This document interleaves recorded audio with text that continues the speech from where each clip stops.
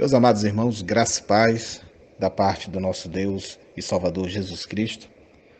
Aqui quem fala é o pastor Reinaldo Ribeiro e eu quero deixar o meu forte e carinhoso abraço a todos os nossos queridos irmãos que têm nos prestigiado, orado, acompanhado. Essa é uma manifestação costumeira nossa, porque entendemos que nós somos devedores aos irmãos no que diz respeito a isso. Louvamos a Deus por esse privilégio e aqui estamos imbuídos mais uma vez do sincero desejo de contribuirmos para o reino de Deus, abençoando corações pela ministração da palavra do nosso Deus. Hoje nós estamos voltados para a temática que está embasada em Mateus, capítulo 24, verso 19. Ai das grávidas incrédulas no dia do arrebatamento. Qual será a real dimensão do seu sofrimento? Suas crianças, ainda no ventre, serão arrebatadas? Ou mesmo sendo totalmente inocentes, passarão e sofrerão as dores da grande tribulação? A grande pergunta é essa, irmãos. O que Jesus quis dizer com a frase ai das grávidas em Mateus 24:19? Meus amados, como um ponto de partida desta análise, eu considero fundamental estabelecermos claras diferenças entre as crianças intrauterinas do período aludido pelo texto de Mateus, que, no nosso entendimento, diz respeito ao período posterior ao arrebatamento, durante a grande tribulação. É importante fazer uma distinção entre essas crianças e as crianças dos dias de Noé, ou mesmo de Sodoma e Gomorra, as quais, como nós bem sabemos, não foram poupadas por Deus e acabaram sendo destruídas pelas águas ou pelo fogo do juízo divino. Essa distinção, meus amados, ela é necessária porque muito naturalmente costuma surgir a argumentação de que pelas mesmas razões que Deus não poupou aquelas, ele também não pouparia estas. Agora, nós precisamos entender o que Jesus quis dizer ao afirmar que nos últimos tempos será como nos dias de Noé. Em momento algum, ele pretendeu afirmar que todos os fatos dos últimos dias serão iguais a todos os fatos que se deram nos dias de Noé. Na verdade, ele mesmo explica esta expressão ao afirmar que naqueles tempos se casavam, se davam em casamento e quando menos esperavam veio o dilúvio. Logo, esta alusão ela é feita pelo Senhor para nos informar que nos últimos tempos o homem não dará a menor importância para a vinda do Senhor e seu juízo, vivendo em desenfreio pecaminoso sob a ilusória sensação de uma falsa segurança de que nada acontecerá. Assim era a sociedade pré-diluviana e assim é a sociedade atual, indiferentes à volta e ao juízo do Senhor. Portanto, não devemos entender aqui que, ao Jesus falar que será como nos dias de Noé, ele esteja afirmando que as crianças não serão poupadas como aquelas não foram. E com respeito aos dias de Sodoma e Gomorra, basta nós relermos o relato de Gênesis sobre a visita dos anjos a Ló para entendermos por que Deus dizimou adultos e crianças naquele lugar. O texto é claro ao afirmar que todos, dos mais jovens aos mais velhos, desejavam abusar sexualmente dos anjos de Deus. Isso mostra que era uma prática comum naquela sociedade.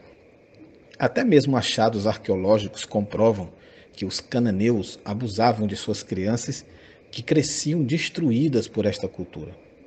Ao fazê-las descansar, Deus as livrou desse destino, tal como nos dias de Josué, ao determinar a matança generalizada daquele povo. Portanto, essa foi a razão porque grávidas morreram junto a seus filhos em Sodoma e Gomorra. E isso não possui relação direta e absoluta com as grávidas de Mateus 24:19. Eu particularmente discordo daqueles que afirmam que o ai das grávidas refere-se à destruição de Jerusalém em 70 depois de Cristo pelos romanos. Em Mateus 24:1, o motivo que faz Jesus anunciar a destruição do templo, não ficando pedra sobre pedra, é pelo fato dos discípulos se admirarem do templo e lhe mostrarem suas estruturas. Então o Senhor prontamente lhes diz que tudo o que estavam vendo não haveria de ficar pedra sobre pedra que não se derrubasse. Isso está lá em Mateus 24, 2. Ou seja, o templo e tudo mais se derrubaria. E assim os discípulos lhe interrogaram: quando serão essas coisas e que sinal haverá da tua vinda e do fim do mundo? E o Senhor lhes responde com sinais. Primeiro, viria muito engano. Está lá em Mateus 24, 4. Acautelai-vos que ninguém vos engane. Falsos cristos e falsos profetas. Muitos virão em meu nome, dizendo eu sou o Cristo, enganarão a muitos. 24, 5. Guerras e rumores de guerras. Ouvireis de guerras. Olhai, não vos assusteis, porque é mister que tudo isso ocorra, mas ainda não é o fim. Mateus 24, 6. Nação contra nação, reino contra reino. Isso está lá em 24, 7, na parte A. Porquanto se levantará nação contra nação, reino contra reino. Em 24, 7, parte B, Jesus fala de fomes, de pestes, de terremotos em vários lugares. E no versículo 8, mas todas essas coisas são apenas o princípio das dores. Então seria apenas o início. Agora notemos, na época da destruição de Jerusalém, em 70 depois de Cristo, houve a destruição do templo e da cidade. Mas não houve esse muito engano no seu nome, nem os que vinham em seu nome enganando a muitos, porque era princípio do evangelho. E na verdade lá houve muitos verdadeiros escolhidos pessoalmente por ele e não os falsos em seu nome. Tampouco em 70 depois de Cristo houve os marcantes terremotos, como está havendo há muito pelo mundo. Tampouco peste, como na Idade Média, que dizimou um terço da população da Europa. Tampouco fome, como nas nações da África, hoje, que nascem, crescem, vivem e morrem com fome e de fome. E as guerras mundiais, como as que houveram. Então, os sinais, todos por ele preditos, é um completo retrato de hoje. Hoje se cumpre, e não naquela época. Daí nós entendemos que aquela palavra profética de Jesus, ela não se concretizou no ano 70 de maneira total, apenas parcial. Quando Jesus se refere à destruição do templo, o cumprimento está lá. No que diz respeito às demais palavras proféticas do Senhor, essas que acabei de alistar para os irmãos, elas todas estão ligadas a acontecimentos futuros, escatológicos. Alguns deles, inclusive, ainda se cumprindo, fazendo parte do nosso contexto, e outros de maneira ainda mais intensa, ainda por acontecer, tanto quanto se aproxima o reino anticristão. A profecia narrada em Daniel, capítulo 9, versos de 26 até 27, menciona a morte do ungido, a destruição de Jerusalém, seu templo, a ocorrência de guerras, desolações até o fim. Ela fala da abominável desolação, da aliança de uma semana, que seriam 7 dias em entendimento teológico. E Daniel usa a expressão o povo do príncipe para se referir aos que comandariam este processo. De acordo com 2 Tessalonicenses, capítulo 2, 7 e também João 4, 3, esses são os próprios enviados do inferno que trabalharão a favor do futuro império anticristão, e essa abominável desolação nada mais é do que o próprio anticristo, como a gente vê lá em 2 Tessalonicenses 2, de 1 até o 12. Então, irmãos, todo esse processo vai durar 3 anos e meio, ou seja, 1290 dias, que é o período do tempo que alude à segunda metade da grande tribulação, também conforme Daniel 12, 11. Assim, eu concluo que o ai das grávidas ele não possui nenhuma relação com a fuga das mulheres israelitas por ocasião da invasão romana no primeiro século. E também não se refere diretamente ao arrebatamento. Esse é um outro erro teológico. Mas sim a um momento histórico posterior ao arrebatamento, que será a dificuldade de toda a população civil israelense, especialmente as mulheres gestantes, em escapar da chegada iminente dos exércitos do anticristo. A advertência de Jesus, irmãos, ela se encontra entre dois fatos que ainda não se cumpriram. A abominável desolação de que falou o profeta Daniel, introduzido no lugar santo, como está lá em Mateus 24, 15, e a grande tribulação, como desde o princípio do mundo até agora não tem havido e nem haverá jamais, como está em Mateus 24, 21. Tudo isso será depois do arrebatamento. Quando Israel, no fim da segunda metade da grande tribulação, estiver cercado pelos exércitos do anticristo, como a gente vê em Apocalipse 16, toda a nação estará em grandes apuros e sofrerá inomináveis sofrimentos, principalmente, por motivos óbvios, as gestantes. Entretanto, amados, mesmo concluindo que essa passagem não possua nenhuma relação com o arrebatamento da igreja, é relevante e faz muito sentido perguntar qual será o destino das crianças que estiverem no ventre materno por ocasião do arrebatamento.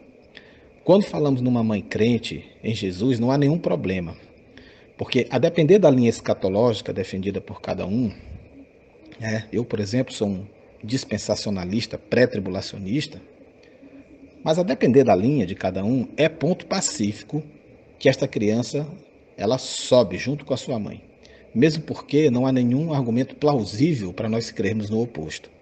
O problema surge quando nós pensamos na grávida descrente. O que será da criança em seu ventre no dia do arrebatamento?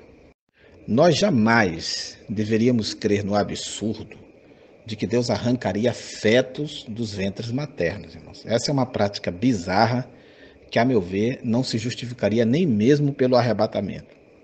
A criança filha de uma mãe ímpia, na ocasião do arrebatamento, continuará no ventre materno e nascerá normalmente na grande tribulação. Caso ela sobreviva a esse período, ela vai ingressar no milênio com os povos naturais e terá a oportunidade de ouvir a mensagem do Evangelho. Agora, caso morra, ainda na fase em que as suas faculdades não estão suficientemente amadurecidas para crer em Cristo para a salvação, como está em Marcos 16:16, ela vai ser salva pela graça preveniente, conforme está lá em Lucas 18:16. Eu sei do pensamento de alguns que seguem a linha determinista de que essa questão ela é solucionada pela predestinação, ou seja, em tese, as crianças arrebatadas com suas mães seriam as salvas, e as que ficariam são as que não foram escolhidas para a salvação. Eu não entro aqui neste mérito, primeiro porque eu já o fiz por diversas vezes aqui no grupo e em outras manifestações minhas, já largamente difundidas pela internet, ou nos tantos púlpitos que eu já preguei. E também porque esse não é o tema de hoje, mas o fato é que é do conhecimento de todos que eu não trabalho com essa linha de pensamento teológico. Eu entendo que a passagem de Mateus 18, de 2 a 3, em verdade vos digo que se não vos converterdes e não vos fizerdes como crianças, de modo algum entrareis no reino dos céus, ela deixa muito claro que há um grau infantil que assegura a salvação, um grau de inocência pura. Logo, crianças dentro do ventre jamais seriam previamente condenadas por Deus. Isso contraria toda a natureza justa e amorosa do Senhor, conforme Gênesis 18:25, Romanos 3:5 e outras passagens. Dizer que as crianças já são concebidas pecaminosas é um erro exegético grave, porque isso seria julgá-las com base no pecado original. E o julgamento baseado no pecado original só se justifica depois de o pecador tomar conhecimento de que nasceu em pecado, como está lá em Salmo 51:5, Romanos 3:23. Logo, eu entendo que as crianças que não forem arrebatadas ainda poderão ser salvas. Apocalipse, irmãos, 20 e Marcos 16 são textos, dentre outros, que nos falam de condenação baseada em obras. E não há obras que possam condenar crianças que sequer nasceram. Assim, meus amados, a questão ela não é tão complexa quanto aparenta.